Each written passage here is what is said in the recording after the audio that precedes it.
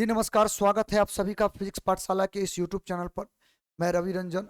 और आज हम लोग अपना वीडियो लेक्चर का शुरुआत जो करेंगे, और पुराना जो हम लोगों ने जो पढ़ा है एक कॉन्सेप्ट, जिसमें आपको हमने कार्बन का कलर कोड का एक पूरा लिस्ट बनवाया था और आपको हमने कहा था कि उसको आप निश्चित तौर पर याद कर लेना।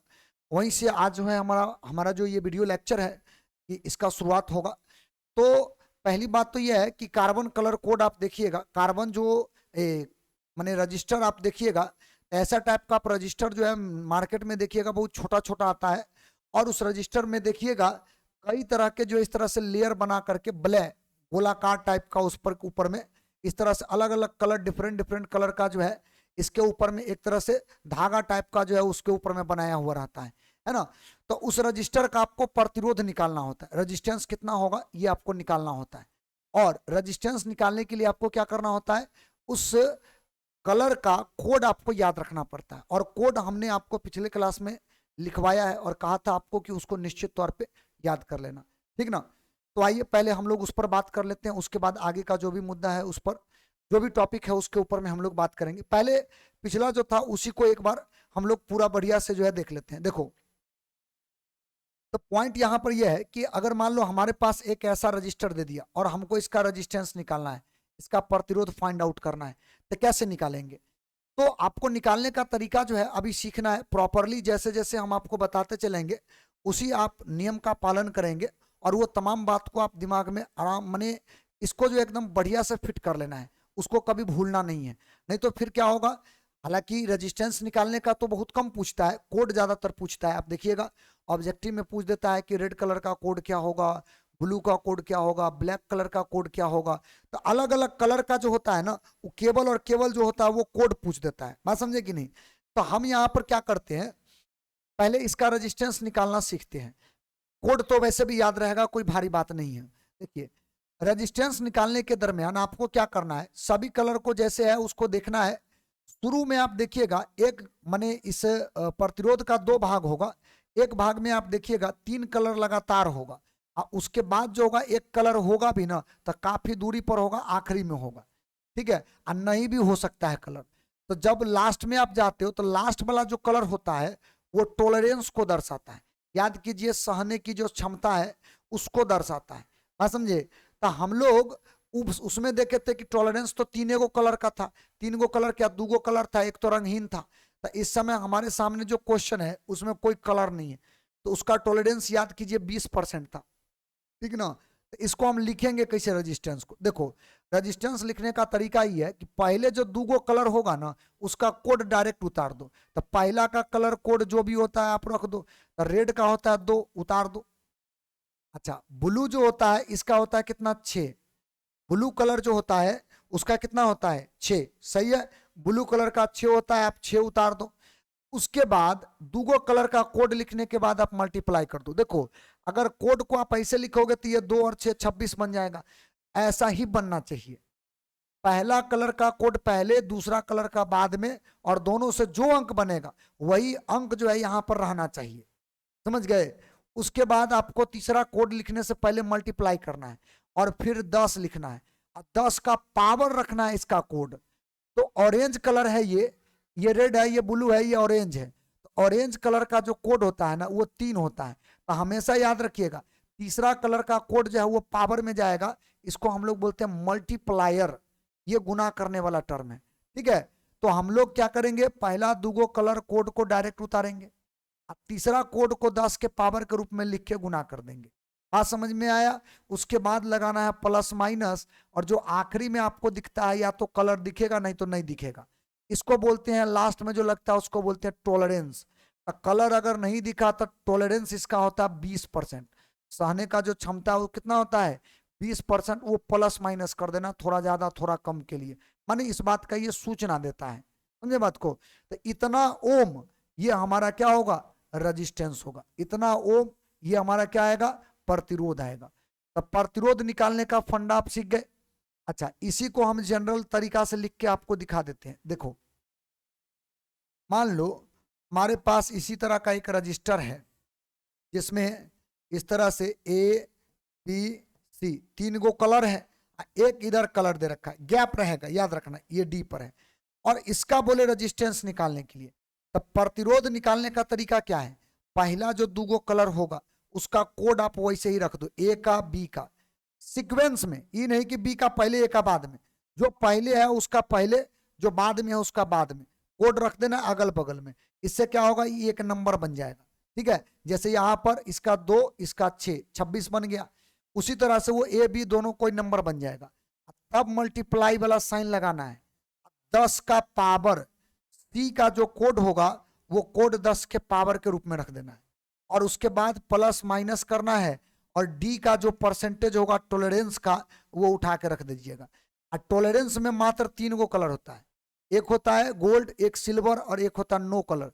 अच्छा, नो कलर को तो कलर बोलिए नहीं सकते हैं, तो जब कोई कलर नहीं दिया रहे तो प्लस माइनस 20%, और गोल्ड रहेगा प्लस माइनस 5%, सिल्वर रहेगा प्लस माइनस 10%।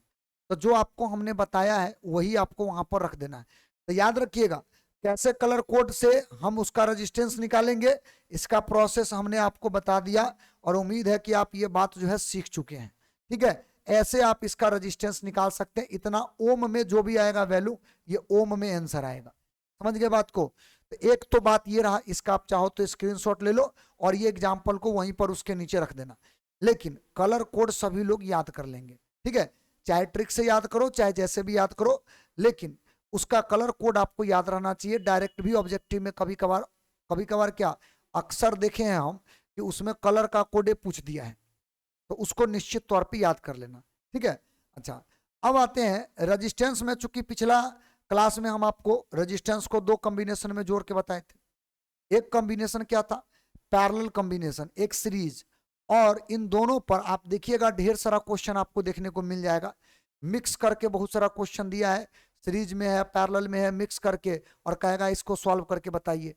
तो बहुत साधारण सा क्वेश्चन अगर आपसे पूछेगा भी ना, साधारण सा क्वेश्चन उसमें पूछेगा, ज्यादा टफ क्वेश्चन नहीं पूछेगा। आप चाहे तो इससे जुड़ा हुआ एनसीईआरटी में ढेर सारा क्वेश्चन है, उसको आप बना सकते हैं, या और भी कोई किताब का क्वेश्चन बना सकते हैं। लेकिन हम उस रेजिस्टेंस में कॉम्बिनेशन का जो क्वेश्चन होगा उस क्वेश्चन को करेंगे एक टॉपिक पढ़ने के बाद, और वो टॉपिक का नाम है सेल। सेल माने बैटरी का छोटा हिस्सा को सेल बोलेंगे। अगर वही सेल का ग्रुप बना दो तो उसको बैटरी लोग बोलते हैं। बात समझे कि नहीं। तो हम लोग पहले पढ़ेंगे सेल के बारे में, और सेल जब पढ़ लेंगे तब जाकर के हम लोग पढ़ेंगे उस न्यूमेरिकल क्वेश्चन के बारे में, जिस न्यूमेरिकल का अभी हम जिक्र कर रहे हैं। पैरेलल सीरीज कॉम्बिनेशन में जो भी तुम्हारे पास रजिस्टर दिया रहे, प्रतिरोध दिया रहे, उस प्रतिरोध का जब आपसे पूछा जाएगा क्वेश्चन न्यूमेरिकल, तो उसमें सेल भी दिया रहेगा। तो हम एक ही बार दोनों चीज को जो है पढ़ लेंगे, दोनों का अध्ययन कर लेंगे। ठीक ना। तो पहले क्या पढ़ेंगे, पहले पढ़ लेते हैं हम लोग सेल, बैटरी के बारे में, सेल के बारे में पहले हम लोग पढ़ लेते हैं। चलिए, तो पहले जान लो कि सेल है क्या। देखो, सेल एक इलेक्ट्रिक डिवाइस है जो केमिकल एनर्जी को इलेक्ट्रिकल एनर्जी में कन्वर्ट करता है। वैसे भी आप जानते हो सेल के अंदर में एसिड होता है, सेल के अंदर में केमिकल पदार्थ होता है, कोई रासायनिक पदार्थ होता है, और वही रासायनिक पदार्थ जो होता है वो करंट होने में जो है वो काम करता है, जिसकी वजह से अगर आप उसको चार्ज कर देते हो, यानी उसमें पॉजिटिव निगेटिव आयन खूब बन जाता है, तो जाहिर सी बात है वो पॉजिटिव निगेटिव आयन क्या करेगा, इलेक्ट्रॉन को धक्का दे मार करके वही जो है वो माने करंट को फॉलो करवाएगा उस रास्ता में, जिस भी रास्ता में उसको जोड़ दोगे। तो बेसिकली आप ऐसे बोल सकते हो कि एक केमिकल है जिसके पास केमिकल एनर्जी है, वो अपना केमिकल एनर्जी को कन्वर्ट कर दिया इलेक्ट्रिकल एनर्जी में। सेल का यही काम है। तो सेल में हम लोग इसीलिए इसका डेफिनेशन ऐसे दे सकते हैं कि सेल जो है एक ऐसा विद्युतीय यंत्र है, जो वैसा विद्युतीय यंत्र जो रासायनिक ऊर्जा को विद्युत ऊर्जा में परिवर्तित करता है, उसको हम लोग क्या बोलेंगे, सेल बोलेंगे। अच्छा, सेल का सिंबल जो होता है वो ऐसा होता है, देखो एक बड़ा लाइन एक छोटा लाइन।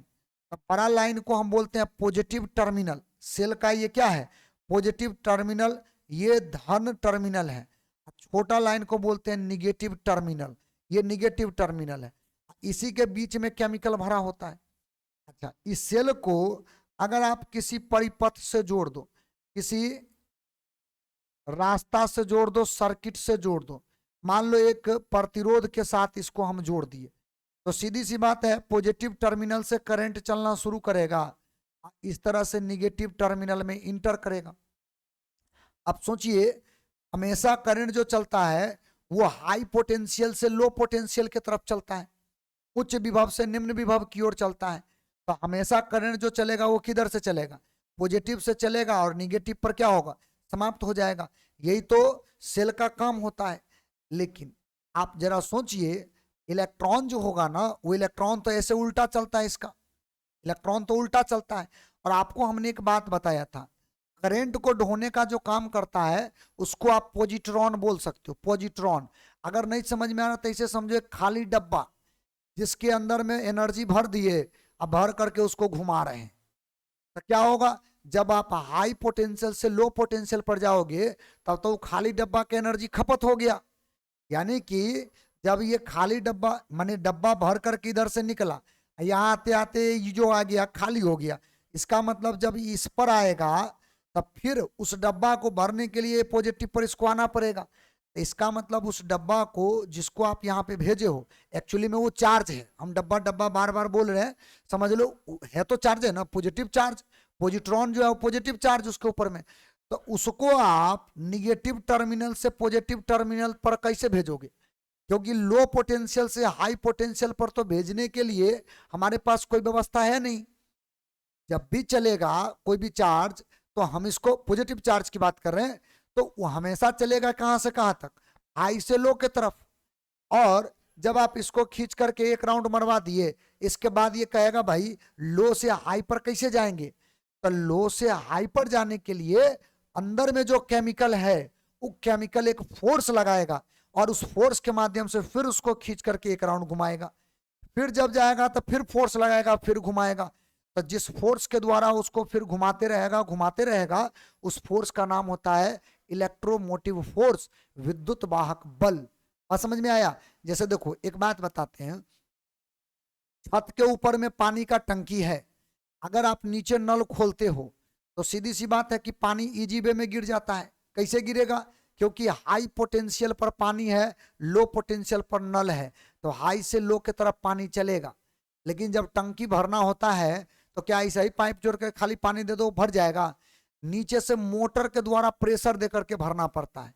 यानी कि आपको नीचे से ऊपर टंकी में पानी भरना है तो नीचे से आपको फोर्स लगा करके भरना पड़ता है। यही काम तो यहाँ हो रहा है। हम लोग हाई पोटेंशियल से लो पोटेंशियल के तरफ तो इस तरह से चार्ज को ले गए, करंट बेसिकली पॉजिट्रॉन के रूप में चला। अब उसी पॉजिट्रॉन को लो से हाई पर लाना चाहेंगे तो वो तो जल्दी आएगा नहीं, लो से हाई पर आएगा नहीं। तो इसको लाने के लिए अंदर में जो मटेरियल है उसको फोर्स लगाना पड़ेगा, कुछ काम करना पड़ेगा, ठीक है। और वो काम करके क्या करेगा, इसको पॉजिटिव पर लाएगा, एनर्जी भर के फिर दौड़ाएगा। तो जब तक इसके अंदर का मटेरियल उस पॉजिट्रॉन को घुमाते रहेगा तब तक ये करंट देते रहेगा। जब वो निष्क्रिय हो जाएगा, करंट खत्म, कहते हैं बैटरी डिस्चार्ज हो गया। तो जो फोर्स इसके अंदर लगेगा उसका नाम क्या होगा, इलेक्ट्रोमोटिव फोर्स। हालांकि उसका नाम फोर्स दे दिया, लेकिन एक्चुअली में जो चार्ज को होता है, आप याद कीजिए पढ़े थे, इनफाइनाइट से चार्ज को एक जगह किसी पॉइंट पर लाने में जो किया गया काम है उसको हम नाम दिए थे पोटेंशियल, उसको क्या नाम दिए थे, विभव। तो इस विभव को ही कन्वर्ट करके ये बना दिया इलेक्ट्रोमोटिव फोर्स। समझे, फोर्स नाम क्यों दिया, क्योंकि किसी बल के द्वारा ही तो इसको खींचा जाएगा। लेकिन ऐसा काम करने की प्रक्रिया को हम लोग क्या बोलते हैं, पोटेंशियल, वहां पे। और बैटरी जब ऐसा काम करे तो इसको हम लोग क्या बोलते हैं, ईएमएफ। यानी कि इसका जो क्षमता होगा काम करने का उसको क्या बोलेंगे, ईएमएफ। जितना क्षमता से वो खींच करके इसको घुमाते रहेगा उसको ईएमएफ बोलेंगे। हमारे ख्याल से सेल का कहानी आप समझ चुके हैं। तो अब अगला पॉइंट क्या है, विद्युत वाहक बल। तो विद्युत वाहक बल भी समझ गए होंगे, लेकिन फिर भी आपको हम डेफिनेशन दिखाते हैं। विद्युत वाहक बल, ध्यान रखिएगा, अगर कोई सेल है तो सेल का जो विद्युत वाहक बल होता है उसको हम बोलते हैं the work done by cell to carry charge from one terminal to another terminal. एक टर्मिनल से दूसरे टर्मिनल तक आवेश को ढोने में जितना काम किया जाएगा उसी को उस सेल का विद्युत वाहक बल कहा जाएगा, ठीक है।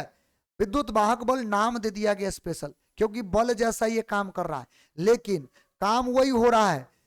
चार्ज को आप एक टर्मिनल से दूसरे टर्मिनल पर ला रहे हो, तो याद कीजिए वर्क डन बट्टा चार्ज, एक टर्मिनल से दूसरे टर्मिनल तक चार्ज को ढोने में जितना काम होगा, इसको आप वहां विभव बोले थे, यहां पर विद्युत वाहक बल बोलिएगा, ईएमएफ बोलिएगा। एक्चुअली में हमारा जो कहानी है ना, सेम टू सेम वो विभव वाला ही है, लेकिन यहां पर सेल के केस में नाम इसका बदल के क्या कर दिया, ईएमएफ, क्योंकि बल जैसा ये काम करके दिखा रहा है, बाकी सारा कुछ सेम रहेगा। समझे। और इसको शॉर्ट में जो है ना, हालांकि इसको तो जीटा से सिंबल करते हैं, सिंबल से लिखते हैं, लेकिन एप्सिलॉन टाइप का ये सिंबल आपको दिख रहा होगा, ठीक ना। तो आप इसको ई भी बोल सकते हैं, ईएमएफ जो होता है इसको आप ई से भी डिनोट कर सकते हैं। तो कोई भी सेल का जो ईएमएफ होगा ना वो ई होगा, आप समझे। कोई भी सेल का जो ईएमएफ होगा क्या होगा, ई होगा। अच्छा, इसका अगर आप एसआई मात्रक लिखोगे, किसका, ईएमएफ का, एसआई यूनिट ऑफ ईएमएफ, तो इसका भी एसआई यूनिट वोल्ट ही होगा, आप समझे। या आप लोग जो पढ़े थे जूल पर कूलम वही रह जाएगा, ठीक ना। तो ईएमएफ का एसआई मात्रक वही रहेगा जो विभव का था, ईएमएफ का एसआई मात्रक, ये बात आप विशेष तौर पे ध्यान रखेंगे, ठीक है, इसको भूलेंगे नहीं। तो पहले तो पिछला जो था उसका भी स्क्रीनशॉट ले लो, और भारी समस्या है, स्क्रीनशॉट नहीं लोगे तो फिर नोट्स में रहेगा नहीं है। तो एक तो पहले इसका ले लो, मान लो ये रजिस्टर आर था जिससे करंट हम पास करवा रहे थे। चलिए अगला जो अपना पॉइंट है इसका भी स्क्रीनशॉट आप जो है सो ले लो। ये ईएमएफ क्या है, ये पूरा बात आपको हम समझा दिए कि विद्युत वाहक बल क्या होता है, तो ये विद्युत वाहक बल का ले लो। अच्छा, इसके बाद कोई भी अगर आप सेल लेते हो तो उस सेल में जो केमिकल होता है उस केमिकल का नाम आप क्या बोलते हो, उस केमिकल का नाम आप बोलते हो इलेक्ट्रोलाइट, केमिस्ट्री की भाषा में उसको इलेक्ट्रोलाइट बोलते हैं, ठीक है। या उसको आप हिंदी में बोलो तो विद्युत अपघट्य पदार्थ। अब एक चीज जरा सोच के देखो, ये पॉजिटिव टर्मिनल है, निगेटिव टर्मिनल है। चार्ज को जब आप एक टर्मिनल से दूसरे टर्मिनल पर लाओगे, तो एक टर्मिनल से दूसरे टर्मिनल तक चार्ज को लाओगे तो अंदर का मटेरियल जो होगा कुछ ऐसा भी तो काम करेगा कि चार्ज को जाने से रोकना चाहेगा, तो कुछ ना कुछ तो रोकेगा वो, और जितना वैल्यू से वो रोकेगा उसको बोलते हैं इंटरनल रेजिस्टेंस, आंतरिक प्रतिरोध, यानी सेल के अंदर का प्रतिरोध, समझे। अच्छा, रेजिस्टेंस का एक को काम है, रोकना, किसका, तो चार्ज के फ्लो का या करंट के प्रवाह का, वही तो रेजिस्टेंस का काम होता है। तो यहां पर अंदर में, सेल के अंदर में चार्ज के प्रवाह का जो भी थोड़ा मोड़ा जो अपोज होगा, विरोध होगा, उसका नाम होता है इंटरनल रेजिस्टेंस। इसका मतलब वो इलेक्ट्रोलाइट जो अंदर में होगा ना, जो मटेरियल अंदर में होगा, ये उसका प्रॉपर्टी है, यानी डिपेंड करता है इंटरनल रेजिस्टेंस अंदर में कौन सा मटेरियल आप डाले हो, समझे। अलग अलग मटेरियल का इंटरनल रेजिस्टेंस भी अलग अलग होता है, बस समझे। तो आंतरिक प्रतिरोध का मतलब क्या हुआ, the property of electrolytes to oppose the flow of charge through them, माने सीधे तौर पे बोलो विद्युत अपघट्य का वह गुण जिसके द्वारा वह अपने से, ठीक है, अपने से होकर या अपने से आवेश प्रवाह का विरोध करता है, उसे हम लोग क्या बोलेंगे, आंतरिक प्रतिरोध। अच्छा, प्रतिरोध कोई भी हो, एसआई मात्रक जो होगा SI unit of R, small R से इसको बेसिकली डिनोट करते हैं। तो एसआई मात्रक सबका ओम ही रहता है, आप समझ गए, स्मॉल आर रहे चाहे कैपिटल आर रहे, अगर वो रेजिस्टेंस है तो आर का एसआई मात्रक क्या रहेगा, ओम रहेगा। ये बात हम लोगों को कभी भूलना नहीं है। एक पॉइंट तो ये है, इसका आप स्क्रीनशॉट लो, बड़ा सिंपल बात है, डेफिनेशन बता रहे हैं, ये सब बात याद रखना है, ठीक है। रिवीजन के लिए सब चीज जो है वो लिखवा भी रहे हैं। चलिए अब हम लोग बात करेंगे ईएमएफ, टर्मिनल वोल्टेज और इंटरनल रेजिस्टेंस के बीच में क्या संबंध है, क्या फॉर्मूला है। देखो अभी हम आपको एक डायग्राम बना करके दिखाते हैं। मान लो हमारे पास एक प्रतिरोध है, रेजिस्टेंस है, और मान लो इसका रेजिस्टेंस का वैल्यू आर है। इसके साथ क्या करते हैं ना, एक सेल हम जोड़ देते हैं। देखो सेल हम जोड़ते हैं तो हम इस बात का ध्यान रखेंगे, सेल के अंदर आंतरिक प्रतिरोध जो है ना वो भी है, सेल के अंदर आंतरिक प्रतिरोध भी है।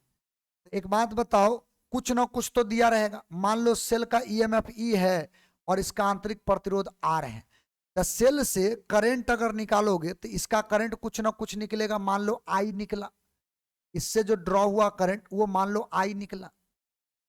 तो एक बात बताइए, अगर इस परिपथ का, ये जो परिपथ है, इस परिपथ का आपसे पूछे कि नेट रेजिस्टेंस कितना, तो देखो गौर से, इसके अंदर एक इंटरनल रेजिस्टेंस है, एक एक्सटर्नल रेजिस्टेंस है, एक बाहर से जुड़ा हुआ प्रतिरोध है।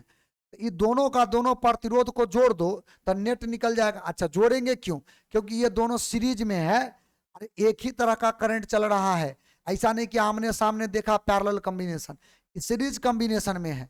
तो बताइए, net resistance, net resistance of circuit, circuit, ठीक है, मतलब परिपथ का कुल प्रतिरोध, परिपथ का कुल प्रतिरोध, ठीक है, क्या होगा? तो टोटल माने वही इक्विवेलेंट, समतुल्य। ई जो अगर लिखोगे तो इसको लिखोगे आर प्लस आर, माने कैपिटल आर और स्मॉल आर को दोनों को जोड़ दो। काहे जोड़ेंगे? काहे कि ये सीरीज में है, तो हमारा टोटल रेजिस्टेंस ये होगा, ठीक है। अच्छा, अगर हम इस पर ओम का नियम लगाना चाहते हैं, ठीक है, और देखो इसमें करंट सप्लाई कौन कर रहा है? करंट सप्लाई कर रहा है ये। तो आप एक बात बताइए, from Ohm's law, from Ohm's law, Ohm के नियम से, ओम के नियम से हम ओम का नियम जो है ना यहां पर अप्लाई करना चाहते हैं। ध्यान से देखना इस बात को। तो ओम के नियम से, यानी ओम का नियम अगर अप्लाई करना चाहते हैं तब भी बराबर तो आई आर होता ही है। हम यहां पर जो है ना भी से रिप्रेजेंट करेंगे टर्मिनल वोल्टेज को। देखो, भी बराबर आई आर के जगह पे ई बराबर आई और ये आर इक्विवेलेंट लिख सकते हैं।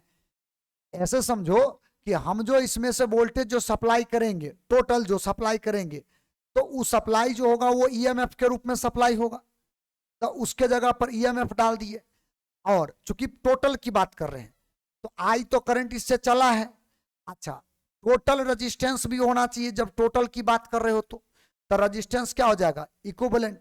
भी बराबर आई आर में आर के जगह आर इक्विवेलेंट, आई तो तुम्हारा वही रहेगा और भी के जगह ये हो गया। तो कुल मिलाकर के हमारा कहना यह है कि हम लोग ईएमएफ बराबर आई इंटू आर इक्विवेलेंट लिख सकते हैं। अच्छा, इसके बाद अगर हम चाहे तो इसको आगे बढ़ा सकते हैं, from equation one, from equation, इसको इक्वेशन वन मान लेना, फ्रॉम इक्वेशन वन। समीकरण एक से करो क्या कि इक्विवेलेंट रेजिस्टेंस का मान बैठा दो, तो यहां से ईएमएफ बराबर क्या बन जाएगा? I into a small r plus capital R. अच्छा, इसको अगर हम लोग मल्टीप्लाई कर दें तो I into R plus I into R बनेगा। गौर कीजिएगा, आई इंटू आर, इससे करंट जो चल रहा है वो आई चल रहा है, रेजिस्टेंस जो है वो आर है। इसका मतलब ये रजिस्टर के दो पॉइंट के बीच का जो है ये पोटेंशियल बन जाएगा, भी बन जाएगा। कुछ ना कुछ तो विभवांतर होगा और इसी विभवांतर को बोलते हैं टर्मिनल वोल्टेज। अगर मान लो इस पॉइंट का नाम ए, इस पॉइंट का नाम बी रख दे, तो ए और बी दो टर्मिनल है, उन दो टर्मिनल के बीच में ए और बी जो है वो दो टर्मिनल है, दो टर्मिनल है। इन दो टर्मिनल के बीच का जो वोल्टेज होगा वो वोल्टेज क्या कहलाएगा? भी कहलाएगा। तो हम क्या इसके जगह पे भी शब्द का इस्तेमाल कर सकते हैं? ये टर्मिनल वोल्टेज है किसका? इस प्रतिरोध का। तो हम यहां से ईएमएफ बराबर I into a small r plus भी ये लगा लेते हैं ओम के नियम से ही, ठीक है। तो इस वोल्टेज को अगर इधर करोगे तो आपका यहां से यही, या इसी को तुम आगे कर लो, तब भी बराबर टर्मिनल वोल्टेज बराबर क्या आएगा? ई माइनस आई आर, ऐसा ही आएगा फॉर्मूला। एकदम बढ़िया से इस पर गौर करना। देखो, हम लोग टर्मिनल वोल्टेज जो निकाले वो रेजिस्टेंस के दो टर्मिनल के बीच का वोल्टेज है और इसका वैल्यू जो आया है वो ईएमएफ में से आई आर को घटाने के बाद आया है। इसका कहने का मतलब ये हुआ कि बैटरी के द्वारा जो सप्लाई किया गया वोल्टेज है, बैटरी के द्वारा जो सप्लाई किया गया वोल्टेज है उसमें से कुछ वैल्यू आई इंटू आर को घटा दो, तो जो बच गया वो टर्मिनल वोल्टेज। इसका मतलब बैटरी जितना सप्लाई करता है वो पूरा का पूरा उसका टर्मिनल वोल्टेज नहीं हो सकता है। माने सामान्य कॉमन हम एक्सपीरियंस की बात कर रहे हैं। अच्छा, इसमें वैसे तो मानने के लिए लोग इसका इंटरनल रेजिस्टेंस को जीरो मान लेता है, आंतरिक प्रतिरोध को जीरो मान लेता है। तो अगर इसको जीरो मानिएगा तो V और E जो होगा बराबर होगा, तो उस केस में इंटरनल रेजिस्टेंस उस केस में टर्मिनल वोल्टेज और EMF जो है वो दोनों क्या होगा, बराबर हो जाएगा। लेकिन ये फॉर्मूला हम लोगों को एक बात का जानकारी दिया कि EMF, इंटरनल रेजिस्टेंस और टर्मिनल वोल्टेज तीनों एक दूसरे से जुड़ा हुआ है, और उसके लिए हमारे पास ये फॉर्मूला आया। तो अगर आपको आर रेजिस्टेंस बोले निकालने के लिए तो भी निकाल सकते हो, करंट भी निकाल सकते हो, EMF भी निकाल सकते हो, भी निकाल सकते हो। शर्त एक है कि बाकी चीज दिया रहे। जैसे अगर इंटरनल रेजिस्टेंस पूछ दिया निकालने के लिए, तो बाकी टर्म दिया रहे तो इंटरनल रेजिस्टेंस निकल जाएगा। तो हमें ये फॉर्मूला रखना है याद बढ़िया से। ये जो लिखे हो अभी ये तमाम टर्म जो है ना, इसको याद रखना है। तो पहले इसका स्क्रीनशॉट लो। ये आ गया EMF, टर्मिनल वोल्टेज और इंटरनल रेजिस्टेंस के बीच में जो संबंध आएगा वो यही आएगा, ठीक ना। तो ये बात पहले आपको ध्यान में रखना है। अच्छा देखो, जैसे हम लोग रेजिस्टेंस का सीरीज और पैरेलल कॉम्बिनेशन किए थे, वैसे सेल को भी जोड़ते हैं। सेल जो है जब आप ग्रुपिंग करते हो तो उसका भी ग्रुपिंग दो तरीका से कर सकते हो। तो आपसे कभी कभार पूछ देगा कि सेल में तो दो चीज होता है मूल रूप से, एक सेल का EMF होता है, एक सेल का इंटरनल रेजिस्टेंस होता है। तो हमसे पूछ दे कि अगर सेल को सीरीज में जोड़ दिए, पैरेलल में जोड़ दिए, तो सेल का टोटल रेजिस्टेंस कैसे निकालोगे, इंटरनल आंतरिक प्रतिरोध, सेल का टोटल EMF कैसे निकालोगे, ठीक ना। तो उसको निकालने के लिए हम लोग कॉम्बिनेशन ऑफ सेल पढ़ेंगे अभी। सेल का श्रेणी क्रम और समांतर क्रम संयोजन। तो उसमें पहला संयोजन क्या होगा, श्रेणी क्रम। देखो, तो श्रेणी क्रम संयोजन में क्या करना है, मान लो हम पहले दूगो सेल पर ये ट्राई करते हैं, ठीक ना। बाकी उसको आप इन जनरल भी बना लेना बाद में। मान लो हमारे पास दूगो सेल है, ऐसा दो सेल लिए, दोनों सेल में एक का EMF E1 है, एक का इंटरनल रेजिस्टेंस R1 है, दूसरा का E2 है और इंटरनल रेजिस्टेंस R2 है। तो सीधी सी बात है कि अगर करंट ड्रॉ कर माने करंट जब इससे निकालोगे तो सब मिलाकर के करंट एक ही चलेगा, कोई भी करंट चले। जैसे I चला, मान लो I करंट चला। अच्छा, हम अगर इन दोनों सेल के टर्मिनल वोल्टेज को निकालना चाहे, मान लो इसके बीच का पोटेंशियल फिर दूसरा के बीच का पोटेंशियल निकालना चाहे, तो पोटेंशियल डिफरेंस जो होता है उसका फॉर्मूला हमने अभी जस्ट पढ़ा है। देखो ये फॉर्मूला पढ़ा है। हम किसी भी सेल के भी दो पॉइंट के बीच का टर्मिनल वोल्टेज निकाल सकते हैं, और उसके लिए हमारे पास ये फॉर्मूला दे रखा है, ठीक है। इस फॉर्मूला को हमें विशेष तौर पे ध्यान रखना है। तो हमको ये पूरा का पूरा जोड़ना है किस क्रम में, श्रेणी क्रम में, ठीक ना। दो हमारे पास सेल है, दोनों को सीरीज कॉम्बिनेशन में हम जोड़ दिए। तो हमको दो चीज निकालना है, एक निकालना है टोटल रेजिस्टेंस क्या होगा, और एक निकालना है कि टोटल इसका EMF क्या होगा, ठीक है। और सेल जोड़ने का प्रक्रिया यही होता है, एक का निगेटिव टर्मिनल दूसरा के पॉजिटिव टर्मिनल से जुड़ा होता है। माने इसको बोलते हैं हम लोग, ये जो कॉम्बिनेशन है ये पॉजिटिव कॉम्बिनेशन है, ये सही कॉम्बिनेशन है। उल्टा कर दोगे तो ये निगेटिव कॉम्बिनेशन में जुड़ जाएगा, हाँ समझे। तो अभी जो हम काम कर रहे हैं ये पॉजिटिव टर्मिनल है। देखिए, तो हम अगर यहां पर बात करें, एज वी नो डेट, जैसा कि हम लोग जानते हैं, जैसा कि हम जानते हैं, हमारे पास टर्मिनल वोल्टेज का फॉर्मूला जो होता है वो होता है EMF minus I into internal resistance, यही होता है।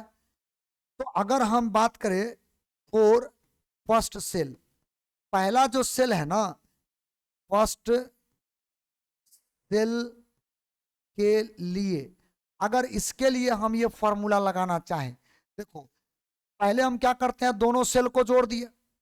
अब दोनों सेल को जोड़ देंगे तो एगो सेल बनेगा।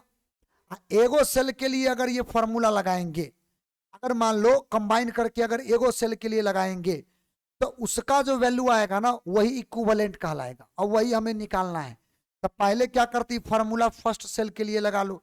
चलो फर्स्ट सेल के लिए लगाओगे तो यहां पर क्या करेंगे, V1 बराबर आपका इसका क्या हो जाएगा, E1 minus I into R1। अच्छा, आई में 1 क्यों नहीं लगाए, क्योंकि करंट दोनों सेल से क्या होगा, सेम जाएगा, इसीलिए करंट का वैल्यू चेंज नहीं होगा, केवल ये चेंज होगा। यहां पर आप इसको मान लो इक्वेशन नंबर क्या 1।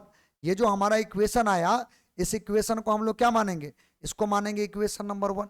अच्छा, नेक्स्ट जो है यही फॉर्मूला, सेम फॉर्मूला हम लगाते हैं for second cell, for second cell, second cell के लिए, सेल के लिए तो दूसरा सेल के लिए यही फॉर्मूला लगाओ, ठीक ना। तो दूसरा सेल के लिए अगर लगाओगे तो यही फॉर्मूला यहां पर क्या हो जाएगा, V2 बराबर E2 minus I into R2, यही आएगा। तो हमारा मूल रूप से जो वैल्यू आएगा दोनों इक्वेशन का जो आएगा वो दोनों इक्वेशन का यही आएगा, इसको हम लोग इक्वेशन नंबर 2 मान लेते हैं। अच्छा, हम लोग अगर ये दोनों सेल को जोड़ दें और जोड़ने के बाद इसको इक्विवेलेंट बना दे, यानी कि यहां पर अगर लिख दें फोर इक्विवेलेंट सेल, माने दोनों सेल को हम जोड़ते हैं, ठीक ना। तो इसको बोलते हैं हिंदी में समतुल्य, समतुल्य सेल के लिए, ठीक ना। तो समतुल्य सेल के लिए अगर हम बात करें, समतुल्य सेल जो है उसके लिए अगर हम बात करें तो हमारा ये जो सेल है ना ये दोनों जुट जाएगा, और जुटने के बाद क्या बनेगा, एक सेल बनेगा। तो इसका जो ईएमएफ होगा, इसका ईएमएफ हम EQ मान लेते हैं ताकि समझ में आए इक्विवेलेंट सेल की बात हो रहा है। लेकिन करंट तो हमारा आई ही चलेगा, इसका भी करंट तो हमारा क्या होगा, आई ही चलेगा। अच्छा, इसका इंटरनल रेजिस्टेंस को हम मान लेते हैं REQ, इसका जो इंटरनल रेजिस्टेंस होगा उसको हम लोग मान लेते हैं REQ। अच्छा, इसके बीच का जो पोटेंशियल होगा, इस पोटेंशियल को मान लेते हैं भी, अरे दोनों को जो आएगा उसको जोड़ करके जो आएगा वही होगा। अच्छा, ये जो भी होगा ना, ये दोनों सेल का जो पोटेंशियल डिफरेंस होगा उसको जोड़ करके जो लाओगे उसी के बराबर होगा, सीधी सी बात है, वहां पर दोनों के बराबर होगा तो हम उसको रख लेंगे। अच्छा, हम अगर ये भी लिखना चाहें, ध्यान से देखना आप इसको, तो भी अगर लिखना चाहें तो इसके लिए आप यही फॉर्मूला लगाओ। तो यही फॉर्मूला अगर लगाओगे तो क्या EQ माने इक्विवेलेंट ईएमएफ माइनस आई, करंट उतना ही चल रहा है, और R के जगह पे REQ यही लिखेंगे, और इसको मान लेंगे इक्वेशन नंबर क्या, इसको मान लेंगे इक्वेशन नंबर 3। ठीक है, समझ लो बात को। हम क्या किए हैं, जो अभी फॉर्मूला ड्राइव किए हैं वही फॉर्मूला पहला दूसरा दोनों सेल के लिए लगा लिए, अब फिर दोनों को मान लिए हैं कि दोनों मिलके एगो सेल बन गया। एगो सेल जो बना उसके लिए जो पोटेंशियल डिफरेंस आएगा क्या होगा, इसको हम लोग भी मान लिए, ठीक। अच्छा, अब क्योंकि ये जो भी बना है ये दोनों को जोड़ के बना है, तो अगर हम नेट पोटेंशियल निकालें, अगर हम इसका नेट पोटेंशियल निकालें, ठीक है, नेट पोटेंशियल डिफरेंस, या इसको टर्मिनल वोल्टेज भी बोल सकते हो, डिफरेंस ऑफ सेल्स, सभी सेलों का जो नेट पोटेंशियल डिफरेंस होगा, सेलों का कुल विभवांतर जो आएगा, कुल विभवांतर जो आएगा सेलों का, वो क्या होगा, तो वो होगा V बराबर V1 प्लस V2। अच्छा, V1 V2 का वैल्यू जो है आप जानते हो फ्रॉम इक्वेशन 1 एंड 2, समीकरण 1 और 2 से, एंड 2 समीकरण 1 और 2 में हम लोग V का मान जो है V1 V2 का मान देखे हैं, थोड़ा एक बार देख लेते हैं क्या था मान। देखो, V1 का मान ये है और V2 का मान ये है, हम ये वैल्यू को उठा के वहां पे रख देते हैं, ठीक ना। तो ये वैल्यू को उठा के रखोगे तो देखो क्या बनेगा, देखो तो इसके जगह पे आप क्या लिखोगे, E1 minus I into R1, सही है, एक तो मान ये आएगा, और दूसरा का लिखोगे तो E2 minus I into R2, यही आएगा। एकदम बढ़िया से इसको देखते रहना है, इसको बढ़िया से समझना है। देखो, अब इसमें से E1 E2 को एक साथ कर दो, E1 प्लस E2 एक साथ हो गया। इस दोनों में अगर गौर करोगे ना तो माइनस तो लगल है, माइनस कॉमन करते हैं, साथ में आई भी कॉमन करते हैं, करंट भी दोनों में बराबर है, तो इसमें क्या बनेगा I1R2 माने R1 प्लस R2। तब भी बराबर नेट पोटेंशियल का ये फॉर्मूला हो गया। अब इसका कंपैरिजन करना है इक्वेशन नंबर 3 से, ठीक है, इसको इक्वेशन 4 मान लो। अच्छा भी में देखो, भी का जो वैल्यू है इक्वेशन नंबर 3 में बोला है कि भी बराबर ये आएगा और ये आएगा। तो अगर हम इसका कंपैरिजन करें इस समीकरण से, यहां लिख लेते हैं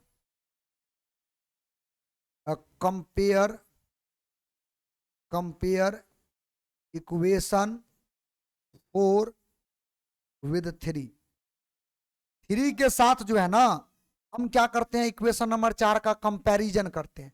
तो कंपैरिजन करोगे तो यहां लिख के आपको समझा रहे हैं कि भी बराबर आपका उधर आया था equivalent minus I into R equivalent, ऐसा आया था। तो अगर इसके साथ कंपैरिजन करोगे तो इधर भी है इधर भी है, चलो ठीक, इसके जगह पे आपका जो वैल्यू आएगा वो ये आएगा, यानी कि इसके जगह पे इक्विवेलेंट ईएमएफ के जगह पे E1 प्लस E2 आएगा, यही ना आएगा, बताओ। तो दूगो सेल था, तो दोनों सेल का जो नेट ईएमएफ अगर तुमसे पूछे तो क्या करोगे, दोनों को जोड़ दो, खत्म कहानी, बात खत्म। अच्छा 4n सेल n सेल के लिए, अगर 4n सेल के लिए अगर n सेल हो, यानी सेल अगर एक से ज्यादा हो, तो क्या करोगे, इक्विवेलेंट ईएमएफ कैसे निकालोगे, E1 plus E2 plus E3, ऐसे करते करते जितना नंबर रहेगा उतना तक जोड़ देंगे। बात समझ में आया कि नहीं। तो कंपैरिजन करने के बाद हम लोगों को एक फार्मूला मिला, किसका फार्मूला मिला, तो ईएमएफ का फार्मूला मिला। एक फार्मूला मिला किसका, ईएमएफ का, ठीक ना।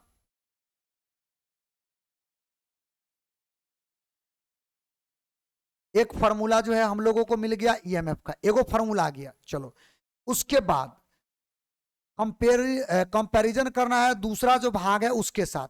देखो तो दूसरा भाग के साथ कंपैरिजन करोगे तो इधर भी आई है इधर आर इक्विवेलेंट है, इधर भी आई है इधर आर है। इसका मतलब आई और आई तो बराबर है, लेकिन इसके जगह पे आर इक्विवेलेंट के जगह पे कंपैरिजन अगर करोगे तो आर इक्विवेलेंट के जगह पे क्या आएगा, आर इक्विवेलेंट के जगह पे आएगा R1 प्लस R2, यही ना आएगा, R1 प्लस R2 यही आएगा। तो R1 प्लस R2 इस तरह से हमारा जो है इक्विवेलेंट रेजिस्टेंस होगा। अच्छा अगर n सेल होता तो 4n सेल n सेल के लिए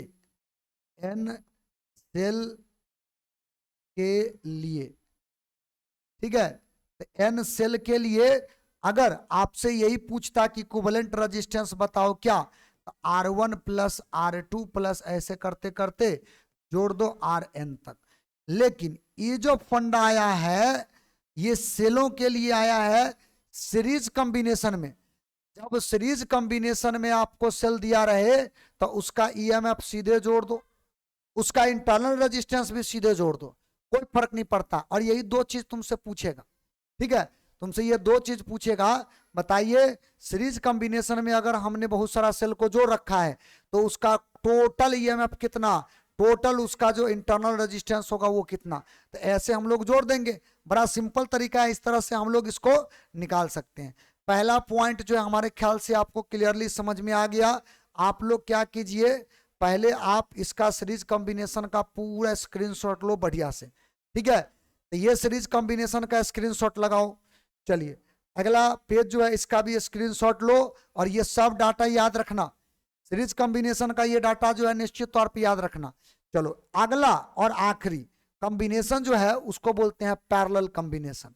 और पैरेलल कॉम्बिनेशन में भी दुइये गो सेल लेना, एक सेल लो और इसका ईएमएफ मान लो E1, रेजिस्टेंस मान लो R1।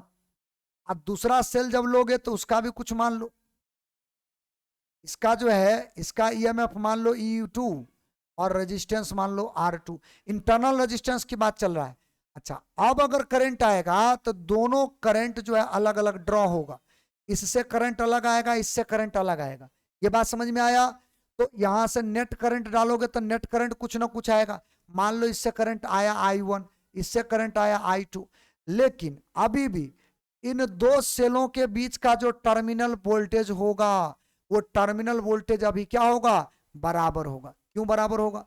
पैरेलल कॉम्बिनेशन में याद कीजिए हम कहे थे कि उसका पोटेंशियल डिफरेंस जो होता है दोनों पॉइंट का क्या होता है, इक्वल। ईएमएफ दोनों का इक्वल हो चाहे नहीं हो, इससे कोई फर्क नहीं पड़ता है, हो भी सकता है नहीं भी हो सकता है, लेकिन इसका जो टर्मिनल वोल्टेज जो होता है, पोटेंशियल डिफरेंस जो होगा वो क्या होगा, इक्वल। तो अगर मान लो इसका नाम ए रख दे, इसका नाम अगर बी रख दे, तो ए और बी के बीच का जो वोल्टेज होगा क्या होगा, बराबर। तो हमको कहता है कि अब बताइए इसका सीरीज कॉम्बिनेशन में, सॉरी पैरेलल कॉम्बिनेशन में इसका नेट ईएमएफ, इक्विवेलेंट ईएमएफ क्या, इक्विवेलेंट रेजिस्टेंस क्या, ये आपसे पूछेगा।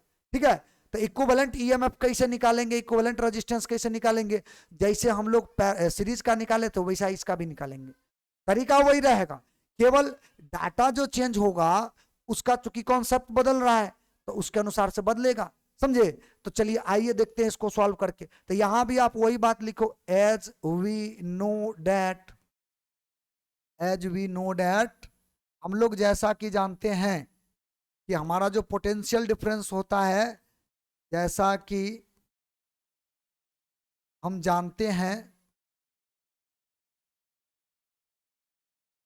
हमारा जो टर्मिनल वोल्टेज पोटेंशियल डिफरेंस जो होता है दो पॉइंट के बीच का, भी बराबर वो क्या होता है, अभी जस्ट हम लोगों ने देखा है ईएमएफ और माइनस आई इंटू आर, यही तो फॉर्मूला होता है। तो हम यही फॉर्मूला लगाना चाहते हैं फॉर फर्स्ट सेल, ठीक है, पहला सेल के लिए। तो पहला सेल के लिए अगर यही फॉर्मूला, सेम यही फॉर्मूला पहला सेल के लिए लगाना चाहते हैं, देखो तो ई लगाओगे तो पहला सेल के लिए भी लगाओ। अब भी माने ए और बी के बीच का वोल्टेज, ए और बी के बीच का पोटेंशियल डिफरेंस, तो ए बी नीचे लगा देना सिंबॉलिक तौर पे पहचान के लिए, ठीक है। अच्छा, पहला सेल का ईएमएफ क्या है, E1 माइनस पहला सेल से करंट कितना जा रहा है, I1, ठीक है। अब पहला सेल का रेजिस्टेंस क्या है, R1, यही तो है। तो हम लोग यहां पर इसको लिख लेंगे और इसको मान लेंगे इक्वेशन नंबर 1। क्या बात समझ में आया? या आप ऐसे करो, चूंकि करंट को लास्ट में हमको जोड़ना है तो हम ऐसा करते हैं कि यहां से करंट का ही फॉर्मूला निकाल लेते हैं, और बड़ा सिंपल है, करंट आप निकाल सकते हो। देखो करंट निकालने के लिए, अगर आप करंट निकालना चाहते हो तो करंट निकालने के लिए आपको करना ये पड़ेगा कि इसको इधर करना पड़ेगा, इसको उधर करना पड़ेगा। देखो करंट हमको चूंकि जोड़ना है बाद में, तो यहां से क्या करो, I1 इंटू R1। अच्छा, इसका वैल्यू जो है ना हम भी मान लेते हैं, ज्यादा सही रहेगा। कौन धर के इसको जो है भी ए बी लगाते रहेगा, इसको भी मान लो और भी, ठीक है, सिंबॉलिक तौर पे पहचान के लिए, तो माइनस भी, ठीक है, इसको हम भी मान लेते हैं। चलिए, हमको I1 चाहिए, यानी कि पहला सेल से निकला हुआ करंट चाहिए। तो I1 बराबर अगर निकालोगे तो ये उधर जाएगा, यानी EMF 1 भी और डिवाइड बाई R1, क्या यही आएगा करंट का वैल्यू।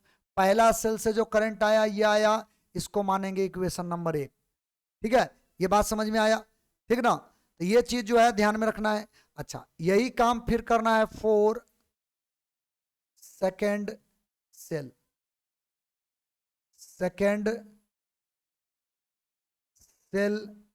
के लिए। दूसरा जो सेल है उसके लिए हम लोग फिर से जो है यही काम करने वाले हैं, यही फॉर्मूला लगा करके हमको वैल्यू निकालना है। चलो, तो ये फॉर्मूला अगर लगाओगे तब भी तो फिर से बराबर, क्योंकि नीचे वाला जो है उसका भी ए और बी के बीच का वोल्टेज क्या होगा, भी, तो इसको भी मान लो, जैसे ए बी लगाए थे ना और बाद में भी मान लिए इसको, तब भी मान लो, बार बार लिखने का झंझट हमारा खत्म हो जाएगा। तब भी बराबर फिर लिखो इसके लिए यही फॉर्मूला, तो आपका हो जाएगा यहां से E1, इसका EMF है, सॉरी E2 नहीं है, E2 EMF है इसका। अच्छा, इंटरनल रेजिस्टेंस कितना है, माइनस E2 और माइनस I2 करंट, और इंटरनल रेजिस्टेंस है R2, यही ना है। अब यहां से हमको करंट बताना है, करंट फिर से निकालोगे तो सीधी सी बात है, करंट निकालने का प्रोसीजर जो है वो क्या बोलेगा, इसको पलट दो, इसको पलटो, ये जो टर्म है इसको पलटो, तो इसको इधर लाओ, उसको उधर ले जाओ, तो यहां से I2 इंटू R2 बराबर E2 माइनस भी। वोल्टेज जो है पोटेंशियल डिफरेंस, दोनों सेल का बीच का जो पोटेंशियल डिफरेंस है वो इक्वल होता है। चलिए, तो हम यहां से R2 को उधर फेंक दें, तो I2 का मान मिल गया हमें, E2 minus V divide by R2। ये हमारा I2 का करंट का वैल्यू जो है, दूसरा जो हमारा सेल है उससे कितना ड्रॉ हुआ वो मिल गया। अच्छा, अब क्या करते हैं, इन दोनों को कंबाइन करके एगो सेल मान लेते हैं और उसके लिए भी यही फॉर्मूला लगा देंगे। लेकिन जब एगो सेल मानोगे तो उससे करंट चलेगा आई, जब एक सेल मानोगे तो उससे करंट आई, क्योंकि ये सब जुट करके जाएगा ना उसके साथ। तो हम इसको पहले एगो सेल मानते हैं, ध्यान से देखना इसको। सबसे पहले हम यहां पर क्या करेंगे, 4 इक्विवेलेंट सेल, ठीक है, यहां पर लिखेंगे समतुल्य सेल के लिए। तो समतुल्य सेल के लिए अगर ये बात हम लोग लिखेंगे ध्यान से, तो हमारा वैल्यू क्या आएगा, देखिए। समतुल्य सेल माने एगो सेल तुम बना दो इसको, ईएमएफ तो उसका ई इक्विवेलेंट मानोगे और रेजिस्टेंस को आर इक्विवेलेंट मानोगे, इससे करंट कितना ड्रॉ होगा, बाहर निकलेगा आई। अच्छा, अगर वो फॉर्मूला लगाओगे वोल्टेज पोटेंशियल डिफरेंस, तो पोटेंशियल डिफरेंस तो वही रहेगा, क्योंकि सेल को मिला दिए तो वही रहेगा। और फॉर्मूला यहां से इक्विवेलेंट माइनस आई और आर इक्विवेलेंट यही आएगा। और इसको तत्काल में आपको इक्वेशन मान लो, इक्वेशन नंबर 3, ठीक है। तो चूंकि हम लोग जानते हैं टोटल करंट बराबर क्या होगा, I1 प्लस I2, और I1 और I2 का मान हम लोग यहां पर किधर गया भाई, निकाल चुके हैं। I1 और I2 का मान हम लोग निकाल चुके हैं, ठीक है। तो I1 और I2 का मान निकाल चुके हैं, तो इसका वैल्यू हम यहां पे बैठा सकते हैं। तो फ्रॉम इक्वेशन 1 एंड 2, देखो इस इक्वेशन को तो हम लोग रखे हुए हैं किसके लिए, कंपैरिजन करने के लिए। तो दोनों का वैल्यू रखो, तो करंट बराबर इसका फॉर्मूला होगा E1 माइनस भी डिवाइड बाई R1 प्लस दूसरा का होगा E2 माइनस भी डिवाइड बाई R2। यही वैल्यू था, देख लो बढ़िया से, ठीक है। अब आगे बढ़ जाओ, एकरा में क्या करते हैं कि R1 जो है एक बार अलग अलग करके इसको लिख लेते हैं, माने ऐसे लिख लेते हैं, देखो सिंप्लीफाई कर रहे हैं, E1 बट्टा R1 माइनस भी बट्टा R1, ताकि बाद में कॉम्बिनेशन करने में दिक्कत ना हो, भी को भी के साथ कर लेंगे, ठीक है।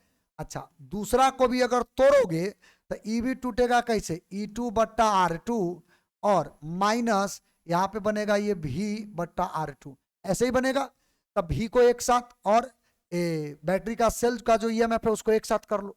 चलिए, तो इसको एक साथ करो, E1 बट्टा R1 प्लस E2 बट्टा R2, इसको उधर ले जाएंगे तो माइनस भी कॉमन हो जाएगा, 1 बट्टा R1 प्लस 1 बट्टा R2, माइनस कॉमन कर लिए, तो करंट का जो वैल्यू आया हमारा, वो करंट का वैल्यू ये आएगा। करंट का जो वैल्यू आएगा, अगर आप गौर करोगे तो करंट का वैल्यू ये आएगा। अच्छा, करंट का वैल्यू तो ये आ गया। अभी हम लोग अगर कंपैरिजन करेंगे, माने ये जो टर्म हमारे पास आ रहा है इसका कंपैरिजन करेंगे, तो इसके साथ कर नहीं सकते हैं। क्यों नहीं कर सकते, क्योंकि इसमें भी बराबर ये है और यहाँ पर भी बराबर नहीं है, यहाँ पर आई बराबर आया है, करंट बराबर आया है। तो आप अगर चाहें ना तो आप इसको पलट के उधर कर सकते हैं, या ऐसा कर सकते हो कि इसमें से भी निकाल सकते हो। तो दोनों में से कोई भी एक काम करोगे, कंपैरिजन करोगे, आपका वैल्यू सेम आएगा, अलग अलग नहीं आएगा, एक ही जैसा आएगा।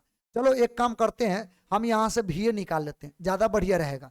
देखो, अगर भी निकालोगे तो इसको इधर कर, पहले इसको इधर करो, इसको इधर करते ध्यान से देखना, इसको इधर करेंगे तो प्लस में हो जाएगा। अब थोड़ा इसको सॉल्व कर लो, ठीक ना, सॉल्व करोगे R1 इंटू R2, सही है, ऊपर में आएगा R1 प्लस R2, माने इसका एलसीएम ले लिए और फिर ऊपर में जोड़ दिए, ठीक जोड़े हैं।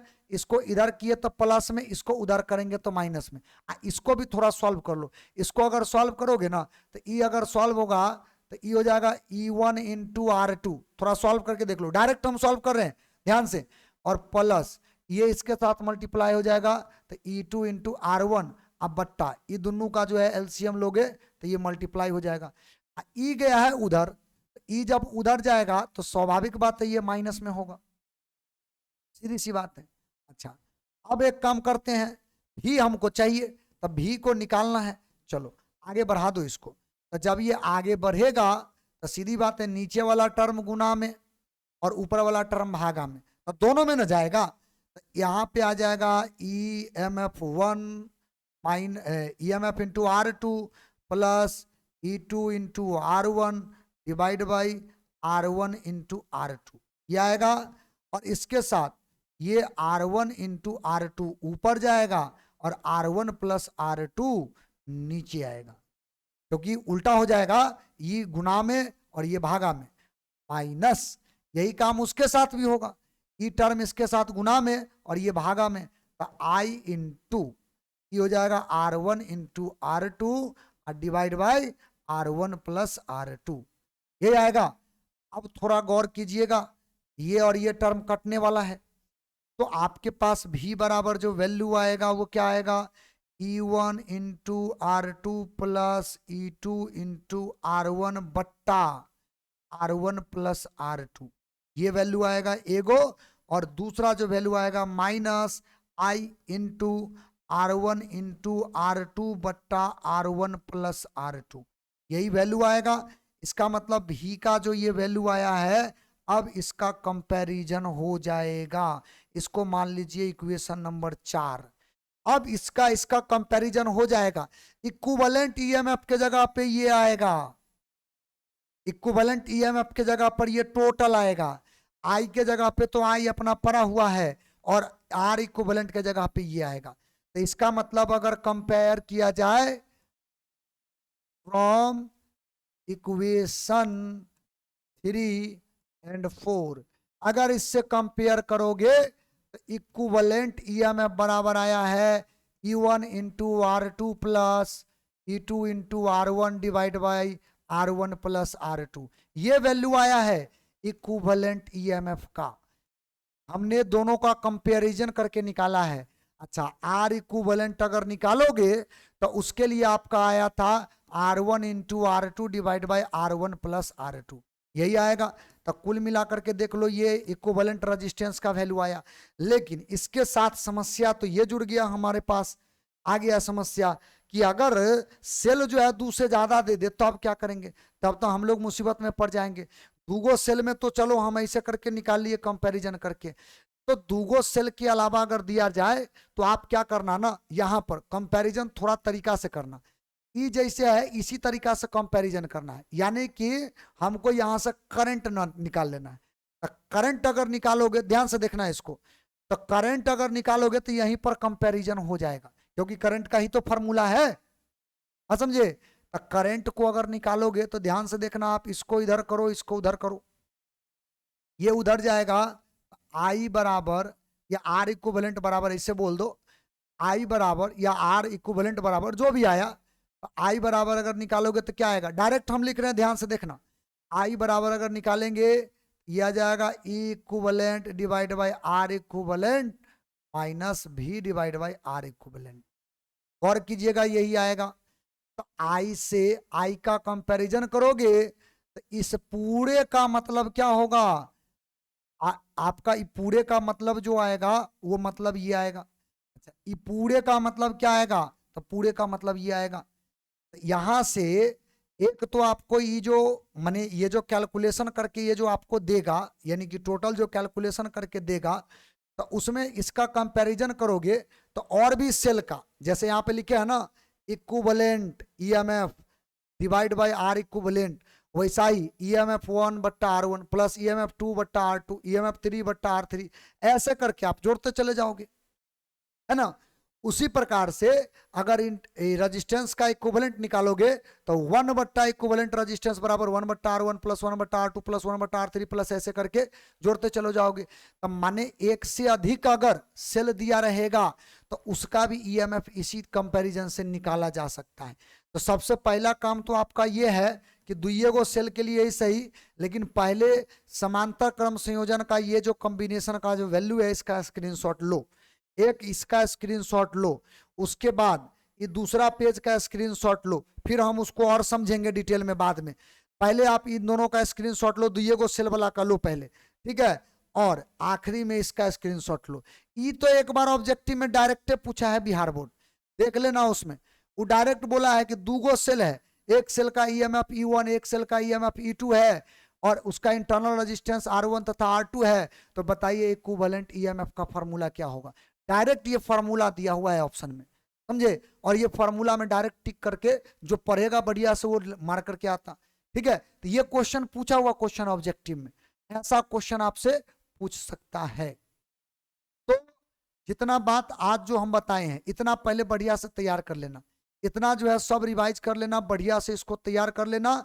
अगले क्लास में हम लोग जो पढ़े हैं उसको रिवाइज करते हुए और जो भी क्वेश्चन वगैरह बनेगा और भी आगे बनेगा उस टाइप का क्वेश्चन आपको निश्चित तौर पे करवाएंगे। तो पहले आज जितना बात बताएं इतना को आप तैयार रखो। अब मिलेंगे आपसे हम मिलेंगे आपसे अगला जो लेक्चर होगा वीडियो लेक्चर, उस वीडियो लेक्चर में।